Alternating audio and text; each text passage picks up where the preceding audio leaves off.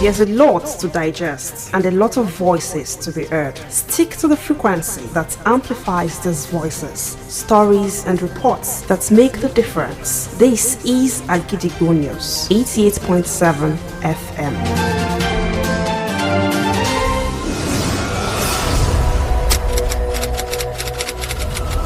This is Kunle Amzat Studio, Akojopo 88.7 FM. Welcome to News Around the World.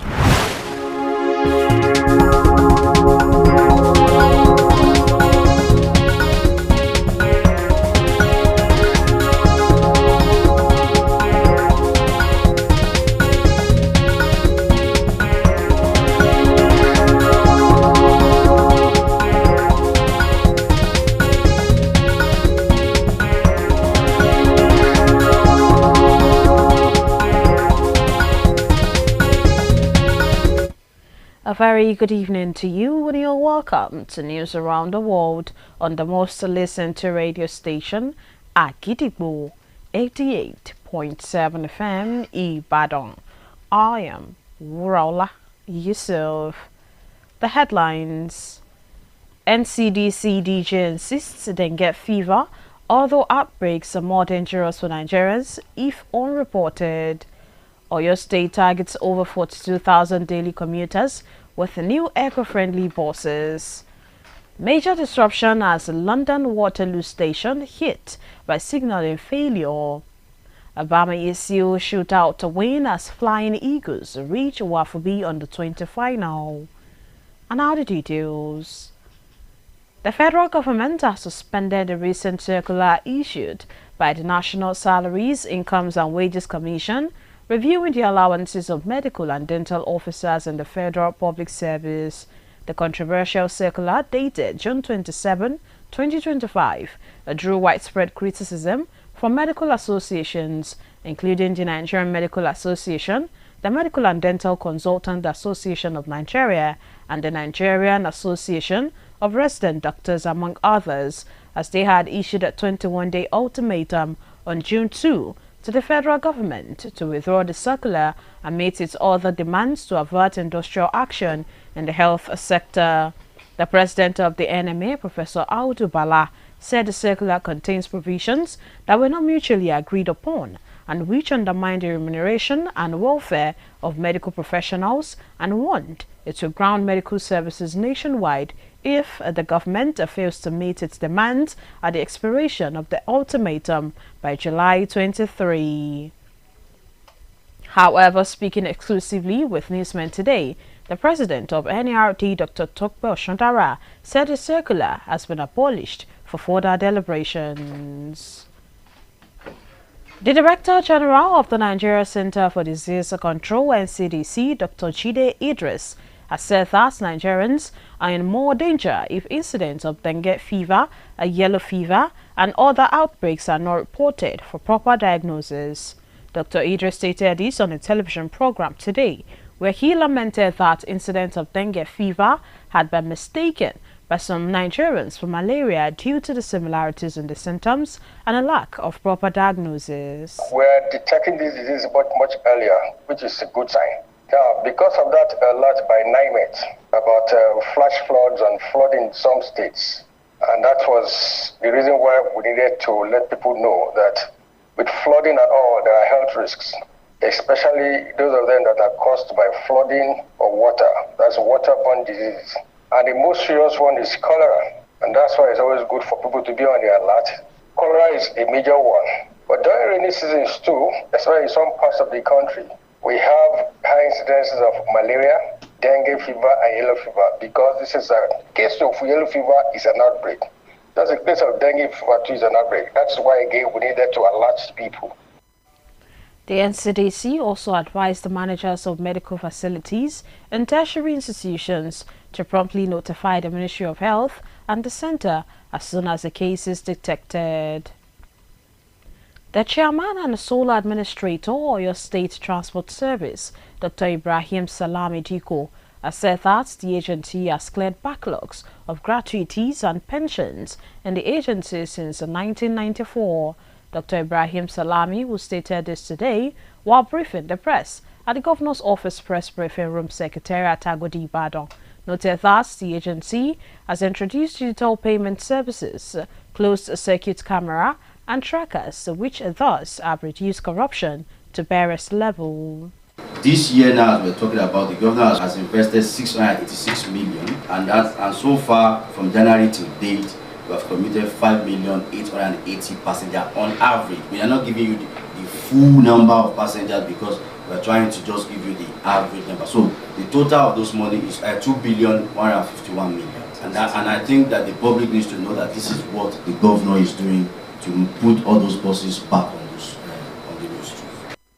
Dr. Diko added that the state has received additional 10 CNG buses from the federal government, aside from the earlier 20 CNG buses donated on September 2024, with the readiness to launch a CNG conversion center for a climate-friendly environment and will promote the ease of transporting residents from within and outside the state beyond 42,000 commuters daily. I think about September last year, and we launched our interstate movement December 15, 2024, which was launched by the wife of the governor, Her Excellency.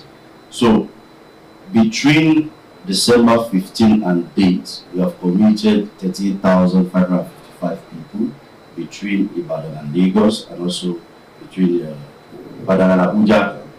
And we were given the best partner in progress towards Nigeria, because those states in Nigeria has done well, like Oyo State. And that is why 2 weeks ago, we also received additional 10 CNG buses again. That makes it 30 CNG buses in the fleet of passenger transport services, which we're also hoping that we'll expand to Kwara State the next few weeks, and we're also hoping that we'll connect the whole Southwest together, Ondo, Ekiti, in a few months' time. Meanwhile, Dr. Ibrahim Salami said 2.1 billion naira has been spent so far for the running of the agency. Dressing has always been a powerful part of human life and beyond the basic purpose of covering the body. What people wear often shows their taste, belief, and social status. From colorful traditional attires to simple office wear, clothing choices remain a key way individuals express who they are. In recent times, the line between appropriate and indecent dressing has become more unclear, with people holding different views about what is acceptable and unacceptable. Akojopo FM News correspondent Olatoke Odetayo reports. Whether it's a tailored suit, a colorful Ankara gown, or simple jeans and a t-shirt, what people wear often goes beyond style.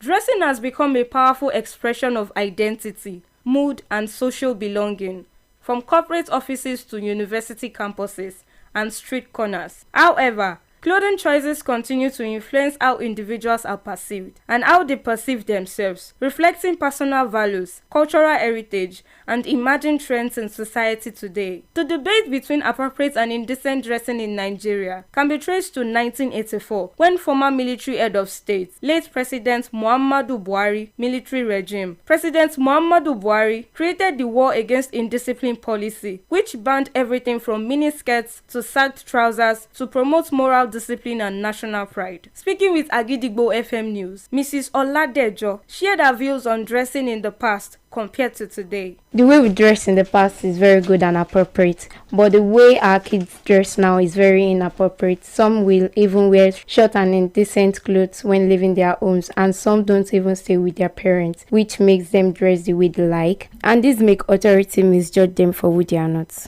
While some parents criticize and correct their children's dressing, others hold a different view and pay little attention to what their kids wear. In a separate interview with Agidigbo FM News, Mr. Asimiu advised parents and guardians to be mindful of how they dress and behave around their children. The dresses of most children comes from how their parents dress, forgetting it whatever they wear that their kids will imitate. Where some children dressing comes from peer influence. The advice I can give to parents is that they should caution themselves when it comes to what they wear, because it's whatever they do that their kids will imitate. The gap between appropriate or indecent dressing remains a wide one, as people hold different ideas and beliefs about dressing, viewing it as a way to express and build confidence. As trends continue to change, dressing remains a silent language that speaks louder than words. Olatoke Odetayo, Agidigbo FM News.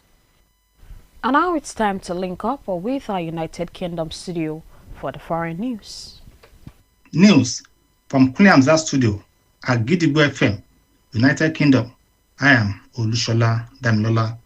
China is catching up to United States in brain technology, according to Liu Mimi, the director of the Chinese Institute for Brain Research and the chief scientist behind the clinical trial involving 5 patients implanted with a coin-science chip called Benao-1, a wireless so-called brain-computer interface, BCI, innovated by US scientists, but in which experts agree that China is quickly catching up. Liu Mimi said the technology was showing high accuracy in decoding signals from the brains of the patients and translating the signal into text speech or machine movement, which was discovered during the clinical trial of a 67-year-old woman who is unable to speak. Commuters have been told not to travel after a major signaling problem at London Waterloo Station earlier today. South Western Railway has apologized for the disruption and told customers to check for updates, while unused tickets bought today will also be valid tomorrow. According to the Office of Rail and Road, London Waterloo was the 4th busiest train station in the United Kingdom last year, with an estimated 62.5 million entries and exits in 2023 and 2024. And that ends the news from Kunle Hamzat studio at Gidigbo FM, United Kingdom. I am Olushola Damilola. And now the exciting world of sport. Nigeria's under-20 team have booked their place in the final of the 2025 WAFB Under-20 Boys Championship after a dramatic penalty shootout victory over Niger. The Flying Eagles were made to work hard for their place in the final, with the encounter ending goalless after regulation time. Despite dominating possession and creating more chances, Ali Zubair's men were unable to find a breakthrough during 90 minutes of intense action in Abidjan. Niger, who finished second in Group B, showed great defensive discipline, frustrating the favourites and pushing the tie to a tense shootout. Nigeria, winners of Group A, stepped up when it mattered most. The result ensures Nigeria's 3rd consecutive final appearance in the regional competition. The West African Giants have a perfect record in recent WAFB finals, having won their last 2, including last year's 2-1 victory over Ghana. The Flying Eagles are now just 1 win away from claiming a 3rd successive WAFB crown and further underlining their dominance in West African youth football. Before we end the news around the world this evening, here are the headlines again. NCDCDJ insists dengue fever, other outbreaks are more dangerous for Nigerians if unreported. Oyo State targets over 42,000 daily commuters with new eco-friendly buses. Major disruption as a London Waterloo station hit by signalling failure. Bamier sealed shootout to win as Flying Eagles reach WAFB Under-20 final. And just before we finally leave this evening, here is a quick tip. Be faithful in small things because it is in them that your strength lies. And with that, we've come to the end of the news around the world on the most listened to radio station at Gidigbo 88.7 FM Ibadan. I am Wuraola Yusuf. Thank you for listening. Good evening. News is information, and information is power. At Agidigbo 88.7 FM, we bring the news from top to bottom. The Oyo State government has said the over 1.5 million out of school children. We give you reports from Oyo State. The Oyo State House of Assembly has called for thorough investigation. The Southwest in Nigeria and the rest of the world. Has clarified that the body did not receive any cash support from international development.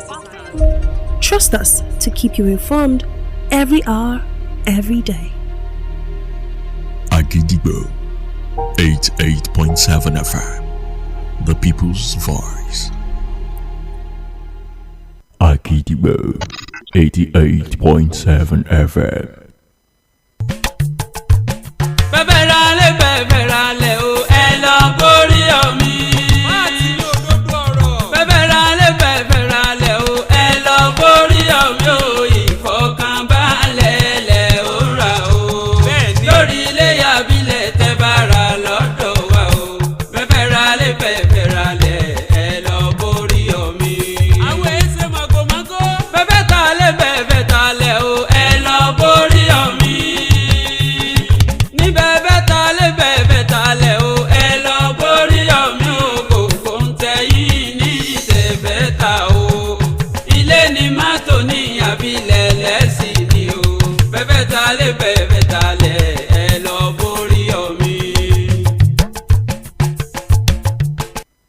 Agidigbo 88.7 FM. Tìlù bá ti kankan, àlùjọ ní kóró. 88.7. Tìlù bá ti kankan, àlùjọ ní kóró. Kìtùngbà yìí tẹ̀lé, kìtùngbà yìí tẹ̀lé, kìtùngbà yìí tẹ̀lé. Echo music mo gbede o yẹn kẹrin mọ́. Agidigbo, Agidigbo, Agidigbo, Agidigbo. Agidigbo 88.7 FM.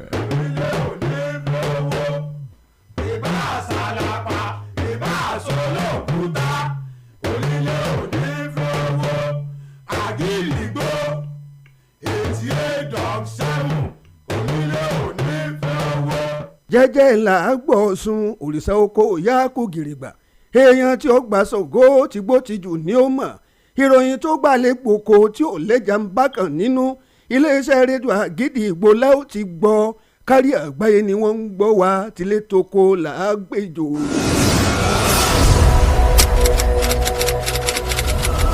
This is Kunle Amzat Studio, Agidigbo 88.7 FM.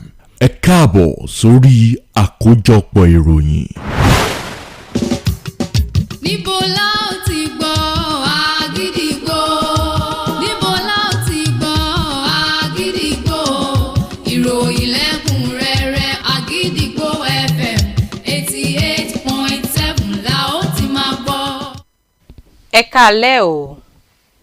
Àkójọpọ̀ ìròyìn wa rèé fútalẹ́ òní láti iléeṣẹ́ rédíò Àgídìgbò 88.7 FM Ìbàdàn. Ìkànnì àkọ́kọ́ táyé ń gbọ́ jù lórí àtẹ ìgbéléwọ̀n. Adéníkẹ́ Ṣọ̀làǹlò níròyìn yìí. Ṣáájú ẹ̀gbọ́ kókó tó wà nínú àkójọpọ̀ ìròyìn náà. Ọ̀gá àgbà fájọ NCDC ní àìsàn ibà dengue àtàwọn àjàkálẹ̀ àìsàn kan eléyìí tó ṣẹlẹ̀ èyí tó sì ṣẹ̀ṣẹ̀ bẹ́ lulẹ̀ ó wọ́pọ̀ tó sì léwu púpọ̀ pàápàá jùlọ bí wọn ò bá tètè fariwo ta síta lórí rẹ̀. Lọ́bọ̀lọ́bọ̀ kan ṣẹlẹ̀ pẹ̀lú ọkọ̀ ojú irin ìlú London kan èyí tó sì fa ìdíwọ́ ráńpẹ́. Àwọn ọ̀jẹ̀wẹ́wẹ́ agbábọ́ọ̀lù ikọ̀ ti orílẹ̀-èdè yìí Flying Eagles wọ́n ti rí ipò mú níbi àṣekágbá ìfẹsẹ̀wọnsẹ̀ ẹkùn ìwọ̀ oòrùn ilẹ̀ adúláwọ̀ èyí tó ń lọ lọ́wọ́ pẹ̀lú ìgbìyànjú àwọn agbábọ́ọ̀lù bíi Màbéyì. Ìròyìn ọ̀hún rèé lẹ́kùnrẹ́rẹ́. Ìjọba àpapọ̀ ti fòfin de àtẹ̀jáde èyí tó ti ṣáájú jáde wá láti ọ̀dọ̀ àjọ tó ń rí sí ọ̀rọ̀ owó oṣù àti owó àjẹmọ́nú àwọn òṣìṣẹ́ lórí àgbéyẹ̀wò owó oṣù àwọn òṣìṣẹ́ lẹ́ka mọ̀ṣègùn òyìnbó àti ìtọ́jú eyín lábẹ́ ìjọba àpapọ̀. Nínú àtẹ̀jáde èyí tó fa awuyewuye èyí tí wọ́n kọ ọjọ́ 17 oṣù kẹfà ọdún yìí lé lórí ẹ̀ ló ti fa ìbò ẹnu àtẹ́lù látọ̀dọ̀ àwọn ẹgbẹ́ àwọn onímọ̀ṣègùn òyìnbó lára èyí tá a ti rí ẹgbẹ́ àwọn akọ́ṣẹ́mọṣẹ́ onímọ̀ṣègùn òyìnbó àti àwọn olùkànsí lẹ́ka ìmọ̀ṣègùn òyìnbó àti ìtọ́jú eyín tó ń ti ẹgbẹ́ àwọn dókítà tó ń gbé nínú ọgbà ilé ìwòsàn.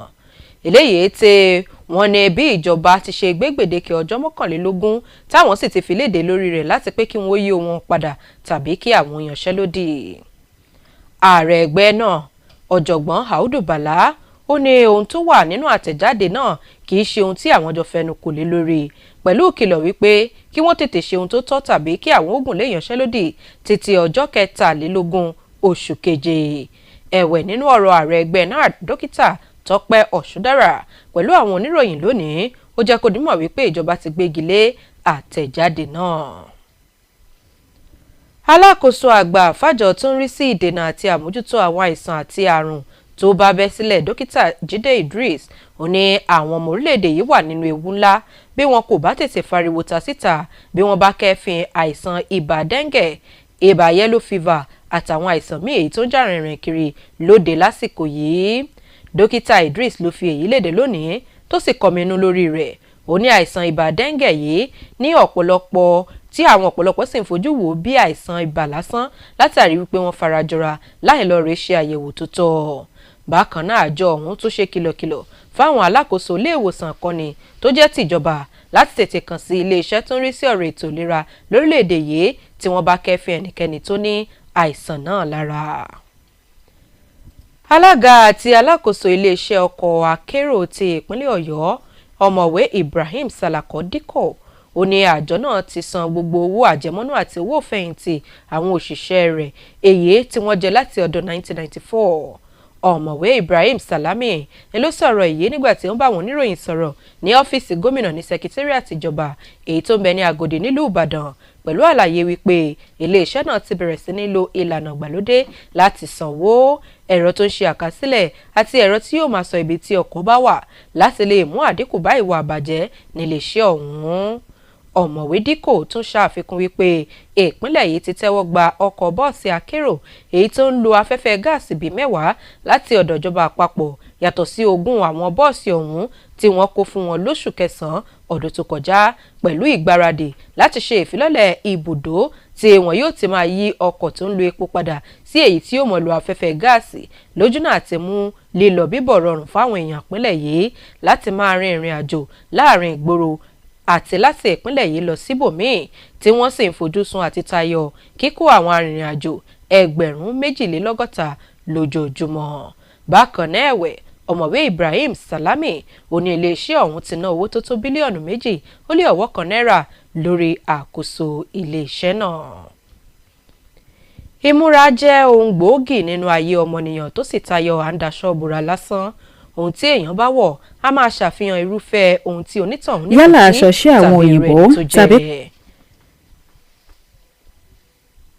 yálà aṣọ ṣé àwọn òyìnbó tàbí kó jẹ́ àǹkárá. alárànbarà aṣọ lẹ́wà débi aṣọ ìgbàlódé aláwọ̀ eléyìí tí à ń wọ̀ lọ síbi iṣẹ́ tàbí àwọn bòmíì irúfẹ́ àrà tí èèyàn bá fi aṣọ dá a máa sọ nípa ẹni. Lẹ́nu lọ́ọ́lọ́ yìí ìyàtọ̀ péréte ló wà láàrin aṣọ tó yẹ àti aṣọ ìwọ̀kuwọ̀ èyí tí kò sì fẹ́ yé mọ́. Onírúurú èrò lóníkálùkù ní nípa irúfẹ́ aṣọ tí ìgbàláyè wà fún láti lè wọ̀ àti èyí tí kò bá ojú mu rárá. Akọ̀ròyìn wa Ọlátókẹ́ Ọ̀dẹ́táyọ̀ ó ṣàkójọ ìròyìn lórí èyí ẹ̀kúnrẹ́rẹ́ àbọ̀ròyìn ọ̀hún rèé. Yálà aṣọ ṣé àwọn òyìnbó tàbí kó jẹ́ àǹkárá tilẹ̀ yìí kódà kó jẹ́ ṣáàtì àti jíìnì tó jẹ́ tàwọn òyìnbó pẹ̀lú ìṣọwọ́múra àwọn èèyàn tayọ bá a ṣe rí láwùjọ. Ìmúra jẹ́ ohun kan pàtàkì tó ń ṣe àfihàn bí ẹ̀dá ṣe rí irú ipò tí onítọ̀hún wà àti ààyè tí wọ́n wà láwùjọ. Láti bí aṣọ táwọn èèyàn ń wọ̀ lọ sọ́fíìsì tó fi dé àwọn ọgbà ilé ẹ̀kọ́ gíga káàkiri àti àwùjọ wa. Ẹ̀wẹ̀ ìṣọwọ́múra àwọn èèyàn tẹ̀síwájú láti máa ṣe àfihàn bí oníkálùkù ṣe jẹ́ àti bí wọ́n ṣe ríra wọn sí léyìí tó ń ṣe àgbékalẹ̀ àṣà àti ìṣe tí wọ́n nígbàgbọ́ nú ẹ̀ tó fi mọ́ ohun tí ayé ń sọ lóde òní. Àríyànjiyàn láàrin ìṣọwọ́múra tó bójúmu àtèyí tí ò bójúmu lórílẹ̀‐èdè Nàìjíríà ló ṣe é tọpasẹ̀ lọ́sọ́dún 1984 lásìkò tí ìṣàkóso ológun lórílẹ̀‐èdè yìí tí ọ̀gágun tó dolóògbé Muhammadu Buhari ṣe àgbékalẹ̀ rẹ̀. Ààrẹ àná Muhammadu Buhari ló ṣe àgbékalẹ̀ òfin Y léyìí tó fòfin de oníkálùkù ọmọbìnrin láti máa wọ àwọn síkẹ̀ẹ̀tì pépèpé tó ń tẹ àwọn ọkùnrin láti máa gbé ṣòkòtò sí bẹ̀bẹ̀rẹ̀ ẹ̀dí lójúnà àti ṣe àgbélárugẹ ìwà ọmọlúàbí àti ògo orílẹ̀-èdè. Nínú ìfọ̀rọ̀wérọ̀ pẹ̀lú ikọ̀ ìròyìn iléeṣẹ́ rédíò wa Àgídìgbò FM abilékọ Ọládẹ̀jọ ó sọ ìwòye rẹ̀ lórí ohun tó ní í ṣe pẹ̀lú ìmúra látijọ́ àti tayé òde òní. Ìmúra wa tá a máa ń mú ní ayé ìjọ́un ìmúra gidi ni tó jẹ́ wípé a múra nọ́mà bọ́mọlúàbí ṣe máa ń múra ṣùgbọ́n lóde ìsìn àwọn ọmọ wa wọ́n ti ń múra nímúra ọmọ alátìká àwọn míì wà tó tẹ̀ jẹ́ wípé wọn ò wọṣọ tí ò ní balẹ̀ abẹ́ òbí náà wọn ò dẹ̀ ti jáde míì wà tí wọn ò ní jáde lábẹ́ òbí tó jẹ́ wípé wọn ò jáde láti skul bẹ́ẹ̀ tí wọn ò ní wọṣọ gidi wọ́n ní ìmúra ènìyàn fi máa ń mọ ọmọlúàbí ènìyàn kí wọ́n máa múra dáadáa kí wọ́n má jẹ́ kí wọ́n máa mú wọn nímú nǹkan tí kì í ṣe tiwọn ká máa wù ọmọlúàbí. nígbà tí àwọn òbí kan bu ẹnu àtẹ́ lu ìṣọwọ́múra àwọn ọmọ lásìkò yìí tí wọ́n sì ń ṣe àyípadà bí àwọn ògo wẹrẹ ṣe múra àwọn míì ní ìwòye mìíràn tí wọn ò sì kọbi ara sí ohun tí àwọn ọmọ wọn ń wọ̀ lóde òní. nínú fọ̀rọ̀wérọ̀mí ẹ̀wẹ̀ pẹ̀lú ikọ̀ ìròyìn iléeṣẹ́ rédíò wa Àgídìgbò FM ọ̀gbẹ́ni Asimi ó gba àwọn òbí àtàwọn alágbàtọ́ nímọ̀ràn láti mọ kọbi ara sí bí àwọn ọmọ wọn ṣe ń múra àti bí wọ́n ṣe ń hùwà láwùjọ.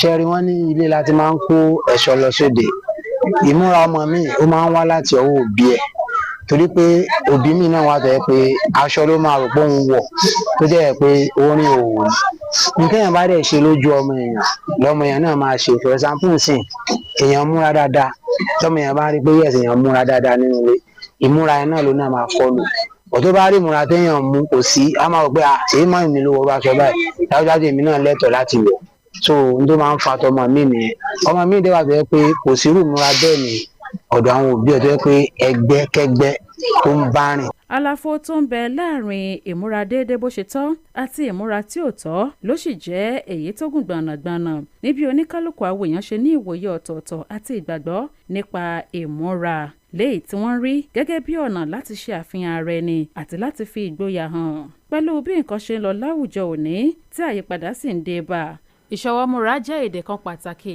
èyí tó gbalẹ̀ ju ọ̀rọ̀ sísọ lọ. Títílayọ̀ Àkàndé ló ń jábọ̀ ìròyìn fún iléeṣẹ́ Àgídìgbò FM.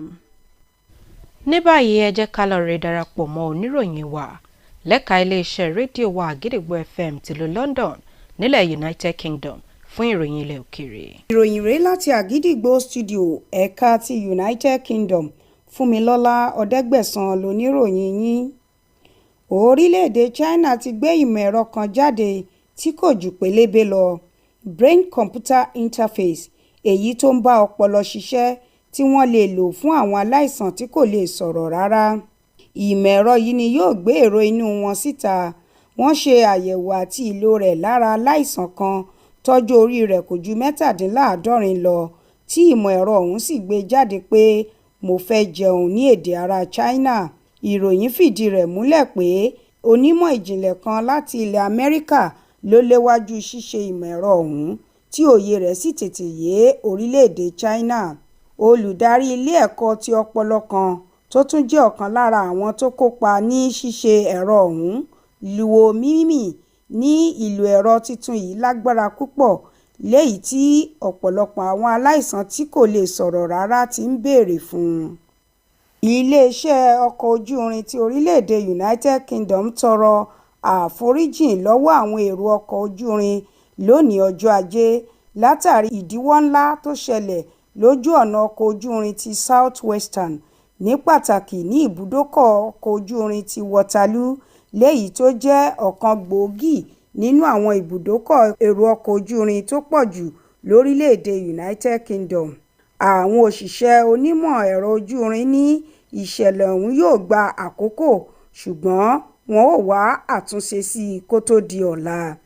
Iléeṣẹ́ náà wá rọ àwọn èrò láti yẹ ìrìn àjò wọn wò lójú ayélujára tàbí kí wọ́n má jáde rárá ṣùgbọ́n wọ́n lè lo ìwé ìrìn ọkọ̀ wọn fún ìrìn àjò ọ̀la tí í ṣe ọjọ́ Ìṣẹ́gun. Ìròyìn kò ní jù báyìí lọ láti Àgídìgbò studio ẹ̀ka ti United Kingdom Fúnmilọ́lá Ọ̀dẹ́gbẹ̀sán lóníròyìn yín. ẹ káàbọ̀ padà lẹ́ka eré ìdárayá àwọn ikọ̀ ọ̀jẹ̀wẹ́wẹ́ agbábọ́ọ̀lù orílẹ̀-èdè yìí under 20 wọ́n ti rárí wọ ìṣí tó gbẹ̀yìn ìfẹsẹ̀wọnsẹ̀ àwọn under 20 ife orílẹ̀-èdè abẹ́ẹ̀kún ìwọ̀ oòrùn ilẹ̀ adúláwọ̀ tọdún yìí lẹ́yìn gbélẹ̀gbà èyí tó wáyé láàrin wọn pẹ̀lú ti ikọ̀ ti ilẹ̀ Niger níbi ìfẹsẹ̀wọnsẹ̀ wọn ọ̀hún. ikọ̀ Flying Eagles ti orílẹ̀-èdè yìí wọ́n ṣiṣẹ́ kárakára láti lè ráríwọ ìpele tó gbẹ̀yìn ìdíje náà bó tilẹ̀ jẹ́ pé wọ́n múra tán tí ọwọ́ wọn sì ń léwájú síbẹ̀ àwọn agbábọ́ọ̀lù ọ̀hún kò rọ́wọ́ yọ ní gbogbo 90 ìṣẹ́jú ìfẹsẹ̀wọnsẹ̀ ọ̀hún èyí tó wáyé nílùú Abidjan. Ilẹ̀ Niger tó ṣe ipò kejì ní ìsí Group B àwọn náà tàbí elégbé púpọ̀ lásìkò ìfẹsẹ̀wọnsẹ̀ ọ̀hún. Àwọn agbábọ́ọ̀lù ikọ̀ Flying Eagles yìí ní ìfẹsẹ̀wọnsẹ̀ kan sí láti ni wọ́n retí kí wọ́n gbá láti mọ̀ bóyá wọ́n ó tún gba àmì ẹ̀yẹ igun kejì WAFU fún ìgbà kẹta. Kí n tó dánu dúró lórí àkójọpọ̀ ìròyìn wa tàlẹ́ òní ẹ gbọ́ kókó inú rẹ̀ lẹ́ẹ̀kan sí i. Ààrẹ orílẹ̀-èdè ọ̀gá àgbà fàjọ NCDC ní àìsàn ibà dengue àtàwọn àjàkálẹ̀ àìsàn kan èyí tó ṣẹ̀ṣẹ̀ bẹ́ lulẹ̀ ó léwu púpọ̀ pàápàá jùlọ bí wọn ò bá tètè fariwo ta síta lórí rẹ̀. Iléeṣẹ́ ọkọ̀ akérò tìpínlẹ̀ Ọ̀yọ́ ń fojú sun àti tayọ kíkó àwọn arìnrìn-àjò 62,000 lójoojúmọ́. Lọ́bọ̀lọ́bọ̀ kan ṣẹlẹ̀ pẹ̀lú ọkọ̀ ojú irin ìlú London kan èyí tó sì fa ìdíwọ́ ráńpẹ́. Àwọn ọ̀jẹ̀wẹ́wẹ́ agbábọ́ọ̀lù ikọ̀ tí orílẹ̀-èdè yìí Flying Eagles ti rí pò mú níbi àṣekágbá ìfẹsẹ̀wọnsẹ̀ ẹkùn ìwọ̀ oòrùn ilẹ̀ adúláwọ̀ èyí tó ń lọ lọ́wọ́ pẹ̀lú ìgbìyànjú àwọn agbábọ́ọ̀lù bíi bámẹ́ èyí. Ọ̀rọ̀ àmọ̀ràn wa fún talẹ́ òní jẹ́ olóòótọ́ láti ibi ìkan kéékèèké nínú èyí ni agbára ìkó àkóyawọ́ wà. Ó pín àkójọpọ̀ ìròyìn wa rèé fún talẹ́ òní láti iléeṣẹ́ rédíò Àgídìgbò 88.7 FM Ìbàdàn. Ìkànnì àkọ́kọ́ táyé ń gbọ́ jù lórí àtẹ ìgbéléwọ̀n ìyókù ti dé lọ́la fún àkótún ròyìn. Àdéníkẹ́ Ṣọlá ló ti ń ròyìn àníṣúra wa o. Níbo la ó ti gbọ́ Àgídìgbò? Níbo la ó ti gbọ́ Àgídìgbò? Ìròyìn lẹ́kùnrẹ́rẹ́ Àgídìgbò FM 88.